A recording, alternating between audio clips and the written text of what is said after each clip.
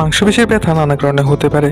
কোনো কারণে মাংসপেশির শক্তি কমে গেলে, অতিরিক্ত কাজ বা অতিরিক্ত ট্রেনিং করলে, সহিংস ক্ষমতা এন্ডুরেন্স পাওয়ার কমে গেলে ব্যথা হয়ে থাকতে পারে।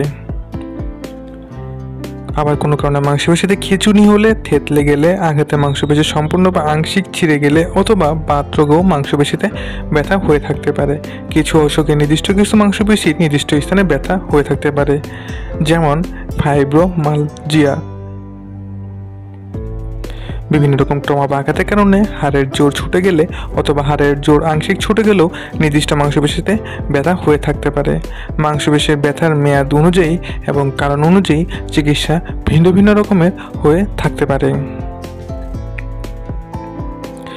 হঠাৎ পায়ের মাংসপেশিতে ব্যথা হলে রোগীরা প্রথমে ঘরে চিকিৎসা নিতে পারেন, যেমন ঠান্ডা ও গরম পানিতে পা ডুবানো। পায়ে ব্যথা অনুভব করলে রক্ত চলাচল বাড়ানোর প্রক্রিয়া অনুসরণ করলে সুফল মিলতে পারে। পায়ে রক্ত প্রবাহ বৃদ্ধি করতে একটি গামলায় ঠান্ডা পানি ও আরেকটি গামলায় গরম পানি নিন। এবার আরামদায়ক চেয়ারে বসে পা দুটিকে ঠান্ডা পানিতে ডুবিয়ে রাখুন। 5 মিনিট পর গরম পানিতে পা দুটিকে ডুবিয়ে রাখুন। মাংসপেশির ব্যথার প্রাথমিক চিকিৎসার জন্য আরেকটি চিকিৎসা পদ্ধতি হলো রাইস। ব্যথার সময় চলাফেরা করতে হবে না। ব্যথা আক্রান্ত স্থানে বরফের টুকরো বা বরফ কুচিতে 5 থেকে 10 মিনিট পর্যন্ত ম্যাসাজ করুন। সি কম্প্রেশন বা চাপ আক্রান্ত মাংসপেশির কোনো কিছু দিয়ে চাপ দিয়ে বেঁধে রাখুন। ইভ্যালুয়েশন উঁচু করে রাখা। আক্রান্ত স্থান হৃৎপিণ্ডের অবস্থানের হার্ট লেভেলের চেয়ে একটু উঁচুতে রাখতে হবে।